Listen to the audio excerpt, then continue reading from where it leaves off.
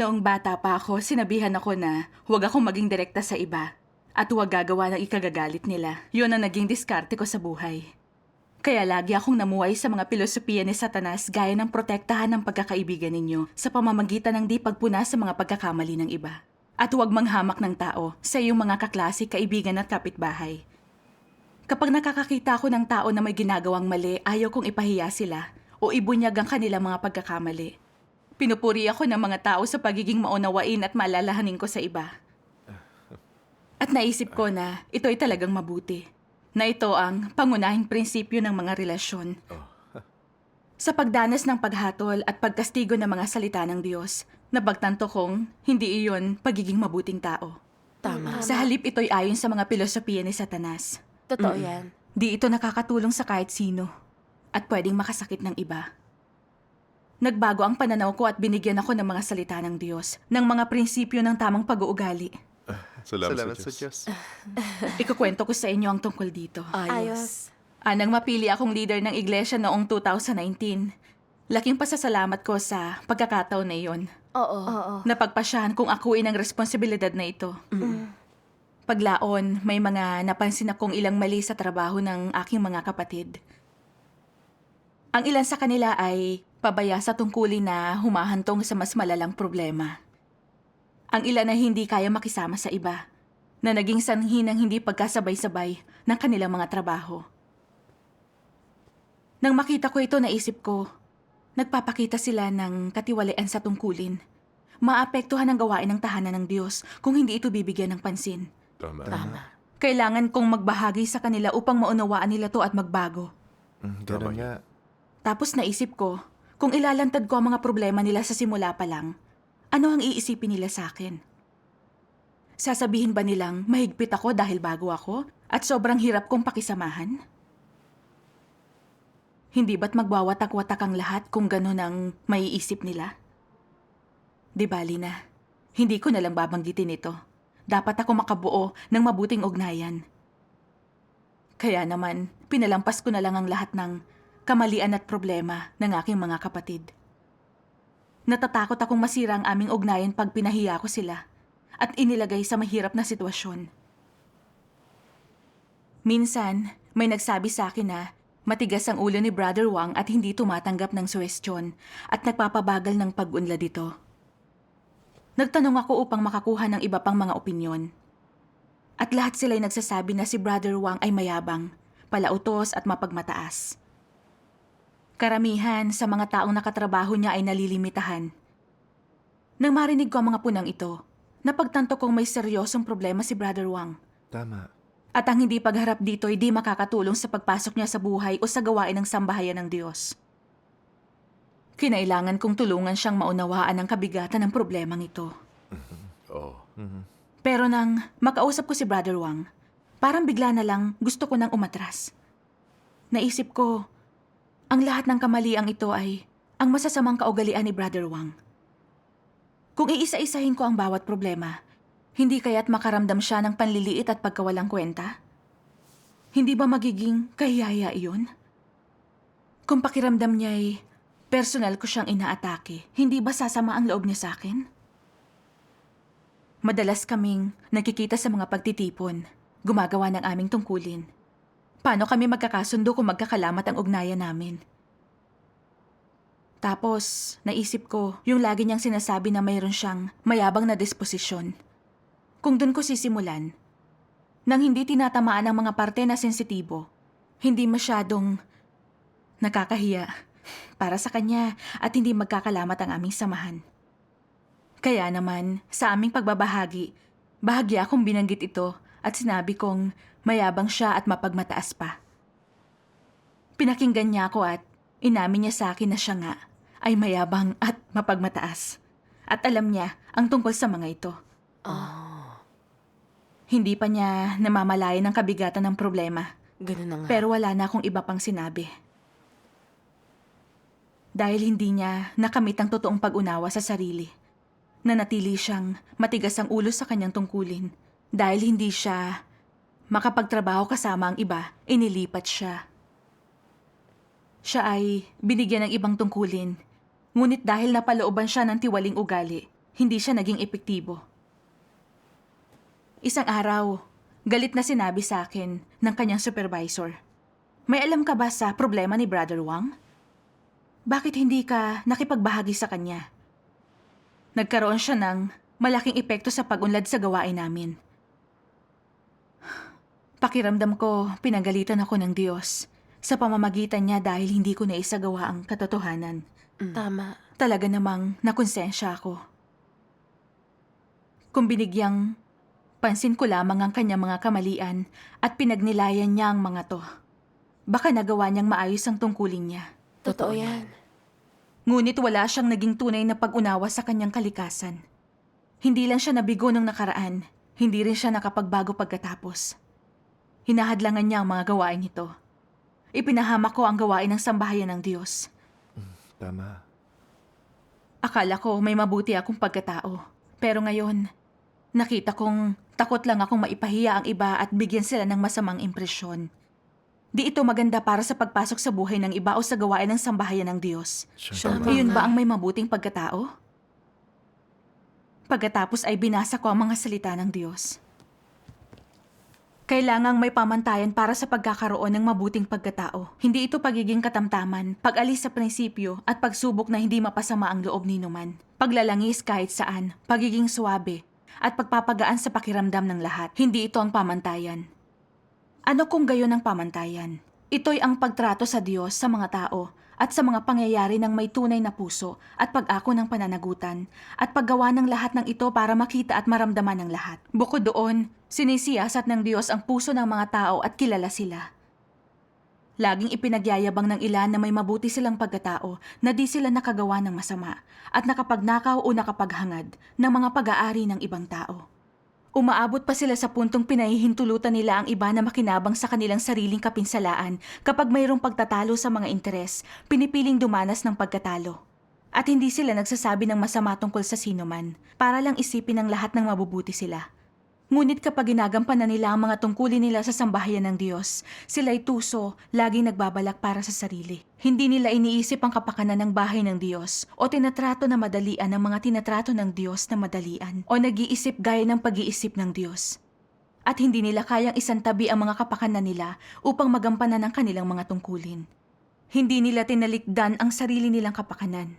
Di nila inilalantad ang masasama kahit na nakikita nilang gumagawa ng kasamaan ng mga ito. Wala silang prinsipyo. Hindi ito halimbawa ng mabuting pagkatao. Amen. Amen. Amen. Ipinakita ng mga salita ng Diyos sa mga prinsipyo ng pag-uugali. Ang isang mabuting tao ay hindi nagtitimpi o nananatiling tahimik tungkol sa mga problema ng iba. Tama. Hindi nila hinahangad ang maayos na samahan o sinusubukang mapanatili ang perpektong ugnayan sa iba. Tama. Ang pamantayan ay nakasalalay sa pagiging may prinsipyo at makatarungan. Ito ay pagsuporta sa prinsipyo at pagprotekta sa sambahayan ng Diyos pag napapahamak ang mga interes. Tama yun. Sa aking pakikipag-ugnayan sa mga kapatid ko, nakatuon ako sa hindi pagpapahiya o makasakit sa sinuman. Iniisip na mabuti ang magiging tingin ng lahat sa akin kung pananatilihin ko ang mga relasyon ko. Hindi ito naaayon sa prinsipyo ng katotohanan. Nakita kong katiwalian sa iba at pagkakagambala nila sa gawain ng sambahayan ng Diyos.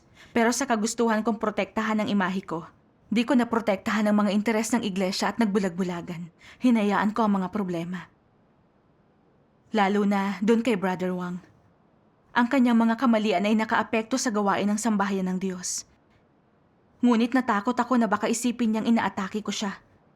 Na di niya tatanggapin ang sinabi ko at gagamitin yon laban sa akin. Nang nakipagbahagi ako sa kanya, pinapahapyawan ko ang mga ito. At di masyadong binigyang pansin. Bilang resulta, hindi niya sineryoso ang kanyang mga problema.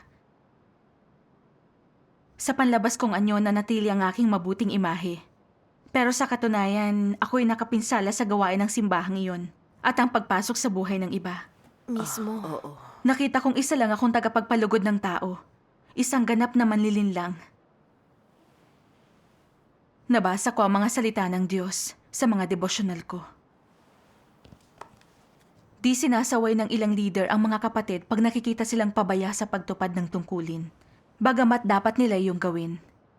Nakikitang napipinsala ang kapakanan ng sambahayan ng Diyos. Nagbubulag-bulagan sila upang di mapasama ang loob ng iba. Ginagawa nila ito hindi dahil sa pagsasaalang-alang sa kahinaan ng iba at alam nila ang pag-iisip nila. Kapag ipinagpatuloy ko ito at wala akong napasama ng loob, iisipin nilang mabuti akong leader. Magkakaroon sila ng mabuti at mataas na pagtingin sa akin. Papaboran at magugustuhan nila ako. Gano'n man kalaki ang pinsala sa mga interes ng sambahayan ng Diyos at gano'n mahahadlangan ang pagpasok sa buhay ng mga hinirang niya.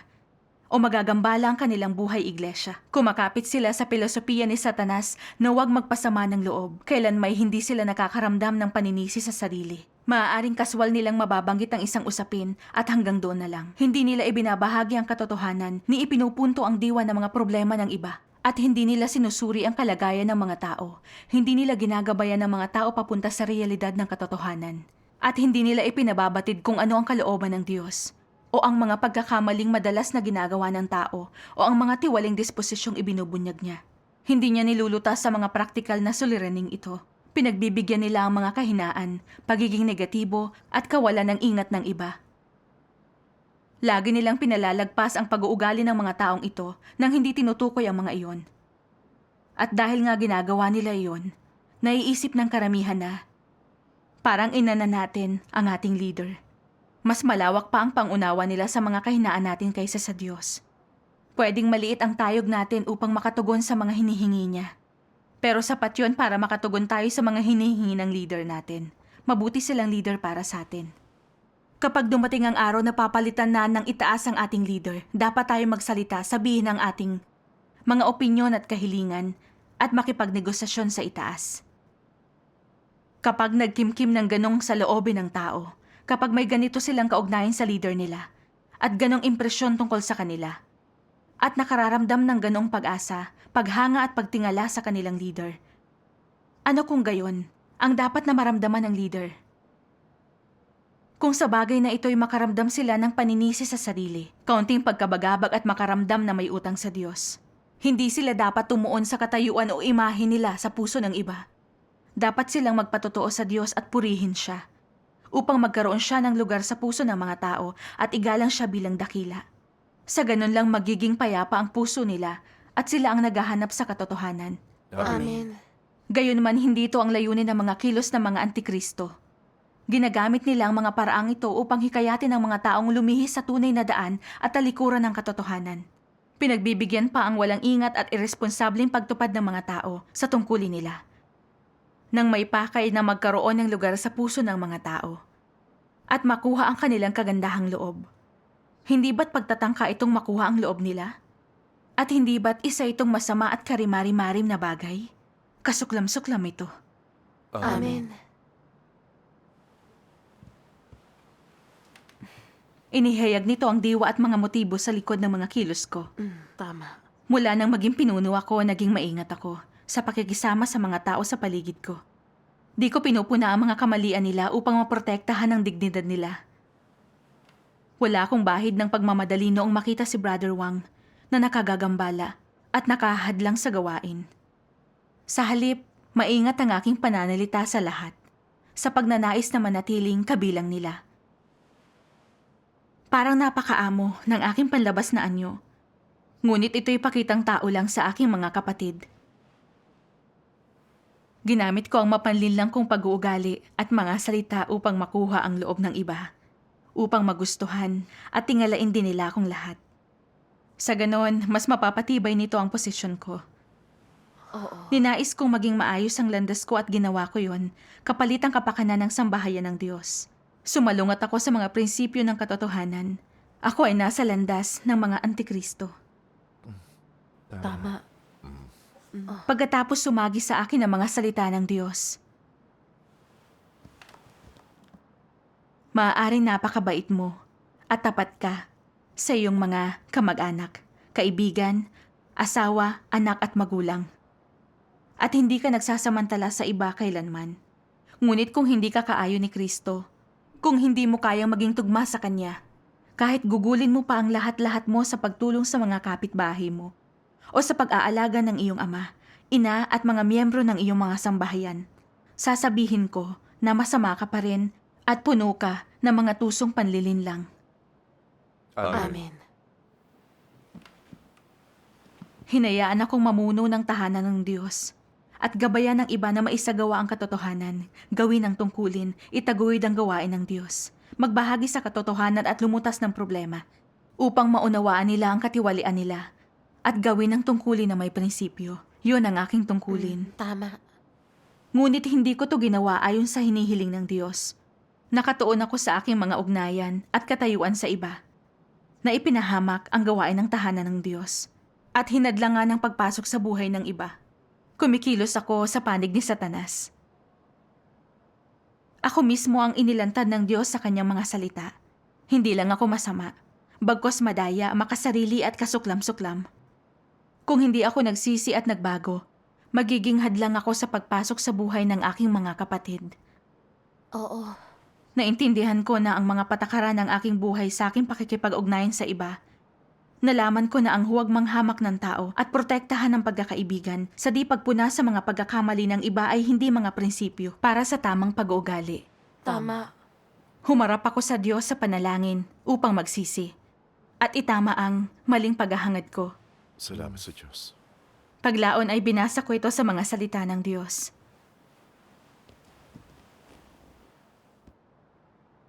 Kung nais mong magkaroon ng normal na kaugnayan sa Diyos, kailangang bumaling ang puso mo sa Diyos. Sa pundasyong ito, magkakaroon ka rin ng normal na kaugnayan sa iba. Kung wala kang normal na kaugnayan sa Diyos, subukan mo mang mapanatili ang kaugnayan mo sa iba. Magsumikap ka man, tutukoy lang ang lahat ng ito sa isang pilosopiya ng tao sa buhay. Pinananatili mo ang katayuan mo sa mga tao sa pamamagitan ng pananaw at pilosopiya ng tao upang purihin kanila. Ngunit hindi mo sinusunod ang salita ng Diyos para magtatag ng kaugnayan sa kanila. Kung hindi ka magtutuon ng pansin sa mga kaugnayan mo sa tao, kundi magpapanatili ng normal na kaugnayan sa Diyos, kung handa kang ibigay ang puso mo sa Kanya at matutong sundin siya, natural lamang na magiging normal ang iyong mga kaugnayan sa lahat ng tao. Sa ganitong paraan, hindi itinatatag ang mga kaugnayang ito sa laman kundi sa pundasyon ng pagmamahal ng Diyos. Halos walang pakikipag-ugnayan sa laman, ngunit sa espiritu ay may pagsasamahan, pagmamahalan, kapanatagan sa isa't isa, at paglalaan para sa isa't isa. Lahat ng ito'y ginagawa sa pundasyon ng isang pusong nakakalugod sa Diyos. Ito'y hindi pinananatili sa pag-asa sa pilosopiya ng tao, kundi likas na nabubuo sa pagdadala ng isang pasanin para sa Diyos. Hindi nito kinakailangan ng pagsisikap na gawa ng tao, kundi ang pagsasagawa mo ayon sa salita ng Amen. Diyos. Salamat sa Diyos. Ipinakita sa akin ng mga salita ng Diyos na ang tamang mga pag-uugnayan ay di gumagamit ng mga pilosopiya ng tao. Tama. Ang pag-aalaga lang ng espiritu ng iba alinsunod sa mga salita niya, ang mapakikinabangan ng lahat. Oo. Nang makita kong ginagawa ng iba ang kanilang tungkulin sa katiwalian, hindi dapat ako nagtuon sa imahe ko. Dapat ginamit ko ang mga salita ng Diyos upang matulungan silang maunawaan ang disposisyon nila at nakipagbahagi upang maisagawa nila ang kanilang tungkulin. Sasangayunan ito ng Diyos. Oo. Madalas, naiintindihan ni Brother Wang ang sarili niya ayon sa mga salita ng Diyos.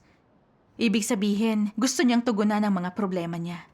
Pero hindi niya naiintindihan ang ugat ng kamalian niya at hindi kinamuhian ang sarili niya. Kaya siya'y nabuhay pa rin sa kanyang katiwalian. Tama. Kung ginamit ko ang mga salita ng Diyos para suriin ang problema, upang makahanap siya ng landas ng pagsasagawa, tiyak na matutulungan sana siya nito. Oo. Nung napagtanto ko to, ninais kong baguhin ang paghahangad ko at kumilos ayon sa hinihingi ng Diyos. Pagkatapos, ibinuod ko ang mga kamalian ni Brother Wang sa kanyang tungkulin at isa-isa kong inilista. Nagbahagi ako sa kanya, pinag-aaralan ng ugat ng mga problema niya. Pagkatapos, di niya ako kinamuhian o iniwasan tulad ng inaakala kong gagawin niya. Tinanggap niya ang pagbabahagi ko. Nagpadala siya ng mensahe sa akin, sabi niya, "Salamat sa pagpuna nito. Dahil kung hindi, di ko malalaman kung gaano kaseryoso ang problema." Salamat sa Diyos. Talaga namang naantig ako. Pag naitama ko ang mga motibo ko, hindi na sa imahe ko nakatuon at naisagawa ang mga salita at prinsipyo ng Diyos, mabibigyan ko ng praktikal na suporta ang iba. Nakaramdam din ako ng kapayapaan. Oo. Salamat sa Diyos. Paglaon, napansin ko ang isang kapatid na nagpaliban sa kanyang tungkulin, na humantong naman sa maraming problema. Naging negatibo siya nang makita ang mga problemang ito. Napagtanto ko na ang mga problemang ito ay nagmula sa pag-uugali niya sa kanyang tungkulin. Kaya ginusto kong magsalita. Pero naisip ko, talagang pinanghihinaan siya ng loob. Kung pag-uusapan pa namin ang mga problema niya, para kong nilagyan ng asin ang sugat niya. Kung mas magiging negatibo siya, pwedeng sabihin ng iba na kulang ako sa pagkatao at ibubukod nila ako. Kung makakahanap ako ng paraan upang maayos sa mga problema sa kanyang tungkulin, ay hindi ko nakakailanganing banggitin ang mga ito. Tapos napagtanto kong kumikilos akong muli ayon sa mga filosofiya ni Satanas. Ganun na nga. At kung hindi ko siya pupunahin, hindi niya makikita ang katiwalian niya at hindi makakatulong sa kanya yun. Kaya nanalangin ako sa Diyos at hinanap ang mga prinsipyo ng katotohanan. Pagkatapos binasa ko ang mga salita niya.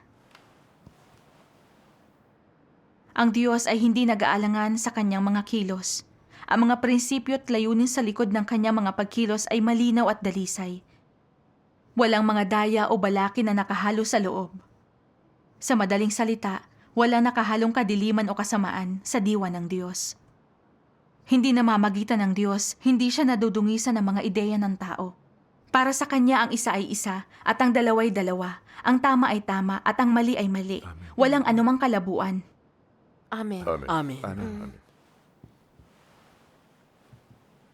Ipinakita nito sa akin na ang Diyos ay maprinsipyo sa kanyang mga salita't gawa. Oo nga. Sinasang-ayunan niya kapag gumagawa ang mga tao ng positibong bagay. Pero kapag nilabag nila ang katotohanan at ipinahamak ang sambahayan niya, kinamumuhian niya ito. Oo. Ang Diyos ay malinaw sa kanyang mga kilos, walang kalabuan. Tama yan. Napaisip tuloy ako kung paano noong ipinako sa krus ang Panginoong Hesus. Sinabi ni Pedro, Panginoon, malayo ito sa iyo. Kailan may hindi mangyayari ito sa iyo? Sinabi ng Panginoon, lumagay ka sa likuran ko, Satanas. Sa pagsasabi nito, pinipigilan ni Pedro ang gawain ng Diyos. Kung kaya, kinilala ito ng Diyos bilang sataniko. Ang Panginoong Hesus ay di nagpigil sa takot na masaktan ang pagsasaalang-alang sa sarili ni Pedro. Tama.